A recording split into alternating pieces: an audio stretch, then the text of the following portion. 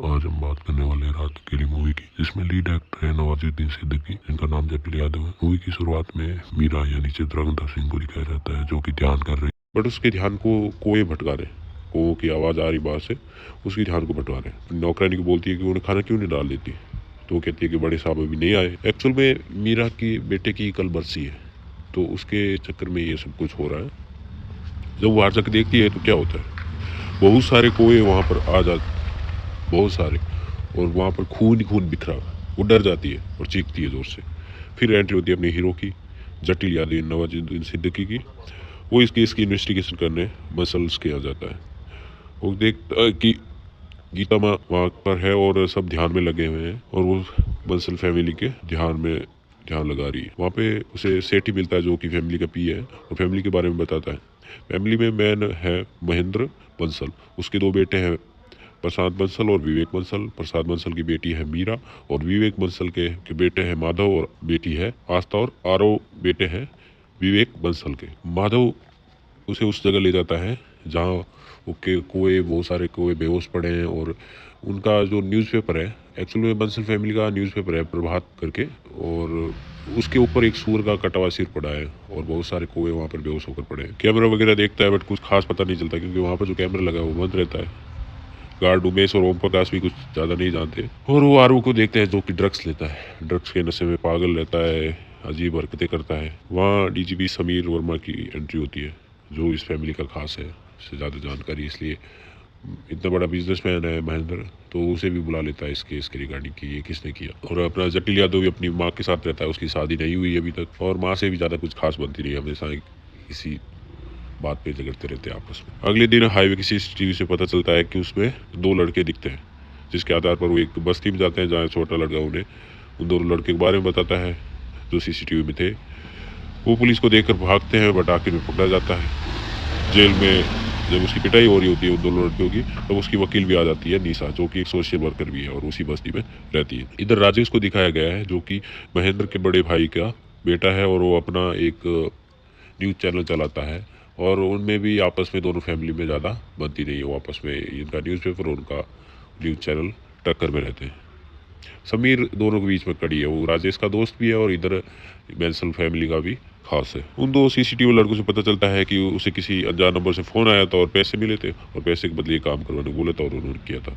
जब वो नंबर का पता लगाते हैं तो वो नंबर भी बंसल कंपनी के नाम से ही रजिस्टर्ड है। उस रात जटिल बंसल के वहाँ जाता है, कुछ इन्वेस्टिगेशन करते हैं, बट गेट पे कोई रिस्पॉन्स नहीं करता, वो गेट बजाता है, तो वो दीवार कूद के अंदर जाता है, तो देखता है कि उमेश वहाँ सो रहा होता है। फिर तभी मीरा उसके पास आती है, डरी हुई, उसके मुंह पर फूल लगा है, और वो कहती है, उधर इशारा करती है घर की तरफ कि सब मर गए, ये हो गया, सब ये हो गया, सब ये हो गया। और जब वो जटिल जाता है तो देखता है खून में, घर में चारों तरफ खून ही खून बिखरा हुआ है। ऊपर जाता तो देखता है कि हर कमरे में लाश ही लाश पड़ी है, पूरी फैमिली को किसी ने मार दिया है, और वो भी बुरी तरह से। ओम प्रकाश उसे घायल कंडीशन में मिलता है, वो समीर को फ़ोन लगाता है और उसे बताता है कि बंसल फैमिली में मौत नहीं, हत्याकांड हुआ है। रोजी, जो कि मेडिकल डॉक्टर है और फॉरेंसिक टीम में हेड है, वो आती है और अपना काम करती है। पूल में आयरो की लाश मिलती है, और उसके साथ मिलता है एक ग्रास कटिंग नाइफ, बहुत बड़ा एक चाकू, जो शायद मर्डर वेपन हो सकता है। उधर जटिल के घर पर राधिका आप्टे यानी राधा को दिखाया जाता है, और इनकी भी बीच बीच में केमिस्ट्री दिखाई जाती है। इधर मीरा के बयान के अनुसार वो बाथरूम से निकली, तब उसके गेट खोलने की आवाज़, मतलब ऐसे लगा कि कोई बाहर से ही उसका गेट खोल रहा है वो रूम का। वो जब बाथरूम से बाहर आई तो देखा कोई नहीं था। फिर वो ध्यान लगाने बैठ गई, ध्यान लगाने बैठी, तब उसे कुछ रोने की आवाज़ आई, और जब वो गेट खोल के बाहर गई तो उसे विवेक चाचा है वो दिखे, जिनके गले से खून निकल रहा था और ज़मीन पर गिर गए। तभी उनके पीछे से उनके रूम से आरव निकला, जिसके हाथ में एक ग्रास कटिंग नाइफ था। मीरा उसे देखकर डर गई और पीछे हटी, तब पीछे उसके ओम प्रकाश आ गया, और जैसे ही आरव उसकी तरफ मारने को भागा, तब ओम प्रकाश बीच में आ गया और ओम प्रकाश घायल हो गया। और जब वो नीचे चली गई, नीचे देखा कि आस्था अपने कमरे से बाहर निकल रही थी, तो उसने आस्था को कमरे में बंद कर दिया, उसे बाहर निकलने को मना किया, और फिर उसके बाद वो सिक्योरिटी गार्ड के पास आई, तब वहाँ पर उसे जटिल यादव मिले। फिर डॉक्टर रोजी बताती है कि ये ग्रास नाइफ ही मर्डर वेपन है, और आरव के पास मिलता है तो शायद उसी ने ये कत्ल किए होंगे, क्योंकि वो नशे के चक्कर में रहता था और पागलों जैसी हरकतें करता था, उसे कई दिनों दिनों तक रूम में बंद करके रखा जाता, तो शायद उसी ने ये काम किया हो। तब जटिल यादव उसे पिछली दिन की घटना के बारे में बताता है, कुएं वाली घटना जहाँ पर कुएं बहुत सारे कुएं बेहोश हुए मिलते हैं। और वो ये बताता है कि जो भी ये मर्डर हुए हैं उनमें से किसी ने भी मतलब उन पे जब वार हो रहा था तो रेजिस्ट नहीं किया। यानी इसका मतलब यही है कि वो तो या नशे में थे या नींद में थे, जो भी हो, तो उसके खाने में कुछ ना कुछ मिलाया गया था। जब उनके खाने की टेस्टिंग होती है तो उसमें पता लगता है कि जो खीर है, जो चढ़ा हुआ गुरु माँ के मंदिर से आया था, उस खीर में क्लेंजोफेम नाम की एक नशीली दवाई मिलाई गई थी, जिससे उनको नींद आ गई थी और नींद में उनके ये मर्डर्स। उमेर से पूछने पता चलता है कि वो कहता है कि पता नहीं क्यों उसे भी खाना खाने के बाद नींद आने लगी थी और ओम प्रकाश उधर राउंड लगाने गया था। ओम प्रकाश अभी हॉस्पिटल में है, घायल कंडीशन में है। माधव बंसल उस रात जिस रात मर्डर हुआ अपनी कंपनी के ट्रांजैक्शन स्टेटमेंट देख रहा था, जो कि जटिल को थोड़े एबनॉर्मल लगते हैं। जटिल का साथी नंदू उसे बताता है कि जिस नंबर से उन दो लड़कों को फ़ोन आया था वो आरओ ही यूज़ करता था, इसलिए शक और मजबूत होता जाता है कि आरओ ने ही शायद दोनों काम करवाए हो और वो नशे भी करता था। तो कुल मिलाकर आरओ ही ये सेंटर ऑफ मर्डर हो सकता है। और उसे सलाह देता है जटिल को कि वो इसमें ज़्यादा अंदर ना ही घुसे तो अच्छा है। और इधर बराबर राधा और जटिल की लव केमिस्ट्री चलती रहती है, आपस में छेड़खानी चलती रहती है। रोजी बताती है कि उन सब के ब्लड सैंपल से एक ही ड्रग क्लेजोफेम मिला है। इधर आस्था बताती है कि आरओ को कई दिनों तक एक ही रूम में बंद करके रखा जाता था और वो इतना भी वनरेबल नहीं हो सकता कि वो इतने मर्डर कर दे, क्योंकि मर्डर वाली रात वो मर्डर जब हो रहे थे तो उनके साथ ही था। और जब वो गेट से बाहर निकली, अपने कमरे से बाहर निकली आस्था, तब उसने ओम प्रकाश को देखा, जो उसे बताता है कि शायद ये किचन वाला गेट खुला रह गया था और वो गेट बंद करने आया था। तब आरओ भी उसके रूम से निकलता है और फिर आरओ जो ऊपर जाता है उसके पीछे ओम प्रकाश के ऊपर चला जाता है। तब वापस अगर जो वीडियो गेम खेल रही होती है तो उसे चीखने चिल्लाने की आवाज़ आती है। जब वो देखती है कि सीढ़ियों से ओम प्रकाश ऊपर जा रहा है, थोड़ी देर में उसी सीढ़ियों से मीरा नीचे आ रही है और उसे रूम में ले जाती है और बताती है कि रूम से बाहर नहीं निकलता है और बाकी बाकी होता है। उसके बाद भी वो ये भी बताती है कि जो गीता माँ है, जो उनकी कुलगुरु है, वो भी ढोंगी है। वो घंटों घंटों तक आरओ के साथ ध्यान में लगी रहती थी, उसे घंटों घंटों तक नहीं छोड़ती थी, ये बाकी। और उसे जटिल को बताती है। 6 मौतें एक ही घर में होती है, क्रियाक्रम होता है। गीता माँ भी उन्हें कुछ ज़्यादा खास बताती नहीं है। वो उससे पूछता है कि कैसे उसकी खीर में वो नशे की दवाई आई, तो वो बताती है कि उसे नहीं पता, वो इसके बारे में नहीं जानती। और जटिल को कहती है कि उसके ऊपर ताला सा आया है, तो जटिल वहाँ से निकल जाता है बिना कुछ उससे बात किए हुए। मीरा का हस्बैंड भी उसे बताता है कि वो लंदन में एक डॉक्टर है और कैसे उसकी बेटी की मौत हुई। और जटिल उसको उस फ़ोन पे बात करते हुए सुनता है जिसमें वो क्लेंजोफोम नाम की दवाई मंगवा रहा था। वो उससे पूछता है, तब वो उसका हस्बैंड बताता है कि मीरा उसे यूज़ करती है, क्योंकि एंजाइटी की वजह से जब से उसके बेटे की मौत हुई, एंजाइटी की वजह से उस मीरा को नींद नहीं आती, तो क्लेंजोफेम लेने से उसे नींद आ जाती है, तो बीच बीच में यूज़ करती रहती है। तो जटिल का डाउट मीरा पर जाता रहता है। फिर उनकी जो मेड होती है काजल, वो भी बताती है कि मेरा दीदी जब से बेटे की मौत हुई है तब थोड़ी डिस्टर्ब ही रहती है, हमेशा ध्यान में लगी रहती है और गुरु माँ के पीछे पीछे ही रहती है। जटिल मीरा के बेटे की फाइल मंगवाता है। उधर जटिल समी से मिलकर बताता है कि उसके पास कैमरा वाली कंपनी से वीडियो आई है जो कि उनके डाटाबेस में नहीं थी, जिसमें मीरा और ओम प्रकाश दोनों को उस शेड के तरफ जाते हुए देखा गया जिसमें ये ग्रास कटिंग नाइफ रखा गया था। और जैसे कि ओम प्रकाश तो सिक्योरिटी चेक के राउंड पे निकला था और दूसरी थी मीरा, तो उनका डाउट पूरा पूरा मीरा पर जाता है। और दूसरी तरफ जो माधव जो ट्रांजैक्शन डाटा देख रहा था, तो उसमें मीरा ने आईएनबी कंपनी के नाम से बहुत सारे हज़ारों करोड़ों के एसेट्स और ख़रीदे और पैसे भेजे हैं, जो कि कोरिया की एक कंपनी है। और कहीं ना कहीं इसके माध्यम से उन्होंने जो उनकी कुलगुरु है उसके लिए ज़मीन, मंदिर, उनके आश्रम के लिए जगह भी खरीदी है। तो शायद उसका यही रहा होगा कि उसके बेटे की मौत के बाद उसे घिन आने लगी होगी कंपनी से, या तो ये सब बर्बाद करना चाहती थी और सबको मारना चाहती थी, ये भी हो सकता है। तब समीर रोजी को कहता है कि अब आरव को हटा के मीरा को सेंटर में लेके सारा जो डाटा है वो रीएनालाइसिस करें कि मीरा पे ये फिट बैठता है कि नहीं। उधर मीरा बताती है कि वो स्मोक करने बाहर गई थी इनसाइड की तरफ एक्चुअल में, और उसका दरवाज़ा जिस टाइम किसी ने बाहर से दरवाज़ा खोलने की कोशिश की थी मर्डर वाली रात, तो उसका दरवाज़ा इसलिए बंद था क्योंकि वो अंदर चेंज कर रही थी, बस यही रीज़न और कुछ नहीं। जटिल रोजी को मीरा के बेटे की मेडिकल रिपोर्ट भी एनालिसिस करने को कहता है, तो वो कहती है कि पहले ही उनके पास बहुत काम था, फिर ये अभी रीएनालिसिस करने को बोल दिया, तो उसकी क्रू है जो भी, वो कई दिनों से सोए नहीं है। तो भी उसके पास बिल्कुल भी टाइम नहीं है। तब वो कहता है कि जटिल कहता है कि उनको नींद आ जाती होगी बिना सच्चाई जाने, लेकिन उसे जब तक ये सच्चाई नहीं मिल जाती नींद नहीं आएगी। तब रोजी को भी लगता है कि हाँ बात तो सही कह रहा है। तो फिर वो उस रिपोर्ट को एनालिसिस करती है और बताती है कि उसके बेटे को निमोनिया था और जिससे उसके लंग्स वगैरह फेल हो गए और उसकी मौत हो गई। तब जटिल बताता है कि ये मेडिकल रिपोर्ट है 24 जनवरी की, जिसमें फिटनेस सर्टिफिकेट भी है और वो स्विमिंग चैंपियनशिप में पार्टिसिपेट करने वाला था, तो वो फिट भी रहा होगा। लेकिन 26 जनवरी को एडमिट होता है लंदन और 31 जनवरी को डेथ हो जाती है। तो एक हफ्ते में पॉसिबल है कि इसकी वजह से डेथ हो सकती हो। इतना फिट आदमी एक हफ्ते में डेथ हो सकती हो। तब वो कहती है कि हाँ ये तो इम्पॉसिबल है। और फिर वो उसको ये पोस्ट भी दिखाता जो मीरा ने की थी उस सोशल मीडिया पोस्ट में, जब वो 28 जनवरी के, और जब वो लंदन में भर्ती था उसके मुंह पर नेबुलाइजर लगा हुआ है जो उन लोगों को लगाया जाता है जिनको सांस लेने में थोड़ी दिक्कत हो। तब वो कहता है कि 28 जनवरी तक तो ये कंडीशन थी, फिर 3 दिन में ही उसकी मौत होगी। तो रोजी कहती है हाँ है तो इम्पॉसिबल, निमोनिया से बहुत कम चांस है कि एक हफ्ते के अंदर अंदर मौत हो जाए। फिर वो निबुलाइजर को देखकर मुंह पे जो लगा रहता है उसको देखकर उसे याद आता है कि ये शायद उसने कहीं देखा है। फिर उसे याद आता है कि जिन 2 लड़कों को पकड़ने वो बस्ती में गए थे, उस बस्ती में कुछ लड़कों के मुंह पर ये लगा हुआ देखा था। फिर वो उस बस्ती में जाता है और निशा से मिलता है। तो वो बताती है कि 26 जनवरी को उसने देखा कि उनके गवर्नमेंट हॉस्पिटल में भीड़ लगी हुई है, बच्चे उल्टियाँ कर रहे हैं, मर रहे हैं। उसके बाद वो उसे एक गवर्नमेंट स्कूल में ले जाती है जटिल को, जहाँ उसे वो कमरा दिखाती है जहाँ पर ये सब घटना हुई।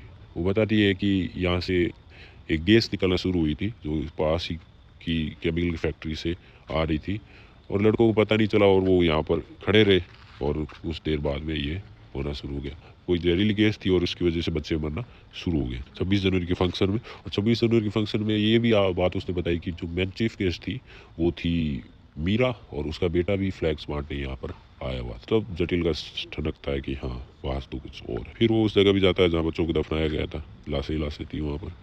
जटिल इस कंपनी में छानबीन करता है क्योंकि कंपनी उसके बाद से बंद हो गई थी। उसका मालिक कौन है, कोरिया बेस्ड कंपनी थी, उसका मालिक कौन है कुछ पता नहीं था। वर्कर्स भी सब, मतलब कंपनी बंद हो रखी थी। वो अंदर जाता है, देखता है, उसे खास मिलता नहीं। फिर वो जली हुई चीज़ें ठंड डालता है, तब उसे एक फ़ाइल मिलती है और उस फाइल को देखकर उसे कुछ काम का चीज़ मिल जाती है। फाइल समीर को देता है और बताता है कि ये वही कंपनी है जिसके नाम से मीरा ने फंड ट्रांसफ़र किए थे गुरु माता के लिए, कोरिया बेस्ड कंपनी जिसके बारे में उसने पहले बताया था। मीरा से पूछता है कि उसकी बेटी की मौत कैसे हुई। उसे वो फ़ोटोज़ दिखाता है 26 जनवरी की और बताता है कि उस दिन वो वहाँ क्यों गई थी। तो बताती है वो चीफ गेस्ट बन के गई थी, उसके बेटे ने जिद की थी तब वो गई थी और उसका बेटा भी उसके साथ फ्लैक्स वगैरह बांटने गया था। तो बताती है कि उसकी मेडिकल रिपोर्ट के अनुसार वो पिछले 15 दिनों से बीमार था, तो क्यों उसको वहाँ पर लेके गई। तो वो कुछ ज़्यादा जवाब नहीं देती है। तब वो उसे कंपनी के बारे में बताता है कि वो कंपनी से तुम्हारा क्या लिंक है और उस कंपनी से जो जहरीली गैस निकली थी उसी से तुम्हारे बेटे की मौत हुई और तुम्हें गुस्सा था कि प्रभात न्यूज़पेपर ने अगले दिन उसके बारे में कुछ नहीं छापा, तो तुम्हारा गुस्सा बढ़ता गया। फिर तुम्हारे बेटे की मौत हो गई और तुम अंदर ही अंदर वो गुस्सा बढ़ती गई और एक दिन गुस्सा निकला उनकी सबकी मौत के रूप में। तो चिल्लाते उठ सकती है। वो कहती है कि हम जो है किसी को मारते नहीं है, किसी को मिटाते नहीं है। हमारी जो कंपनी है वो एम्प्लॉयमेंट हो गया या लाइफ वो क्रिएट करती है, डिस्टोर्ट नहीं करती। वो भी भड़क जाती है। इधर उसका हस्बैंड भी आ जाता है, तो हस्बैंड से पूछता है कि तुम तो लंदन में बहुत अच्छे डॉक्टर, फिर अपने बेटे को क्यों नहीं बचा पाए और क्यों नहीं ये बताया कि उस कंपनी के बारे में जिस कंपनी से ये जहरीली गैस निकली थी, क्योंकि उस कंपनी का लिंक कहीं ना कहीं मीरा से था और मीरा इस चक्कर में अपने जो प्रभात ग्रुप था उसको भी बर्बाद करना चाहती थी क्योंकि उसके सारे फंड्स वो किसी और के लिए भेज रही थी, जैसे कि गुरु माँ हो गई उनके लिए। तो क्या चल रहा है। तब वो वहाँ से चले जाते हैं कुछ बिना जवाब दिए। तब 26 जनवरी की फ़ोटो जब दूर से दोबारा देख रहा होता है तब उसे पता चलता है वो उसमें एक फ़ोटो मिलती है और उसमें कुछ उसे अजीब दिखता है। फिर उस रात वो सब लोग इकट्ठा होते हैं, राजेश बंसल, गुरुमा, इधर डी समीर, बाकी सब भी, कि इस केस का कैसे न कैसे निपटारा किया जाए क्योंकि पब्लिक प्रेशर भी बढ़ता जा रहा है। तब समीर बताता है कि आरव को मैन गुनहगार बता के इस केस को क्लोज करते हैं। तब जटिल कहता है कि आरव कैसे हो सकता है, कहाँ से आया उसके पास वो हथियार जब वो शेड में था। हथियार जब शेड में था तो ऊपर कहाँ से आया, और उनकी जो खीर थी उसमें किसने वो नींद की दवाई मिलाई। तब चौहान कहता है, जो इंस्पेक्टर चौहान कहता है कि उमेश को उन्होंने पकड़ लिया, उसके घर से ड्रग्स भी मिले, तो शायद उसी ने गेट पे लेते टाइम वो ड्रग्स उसमें मिलाया होगा और वही ड्रग्स सप्लाई करता था आरव को।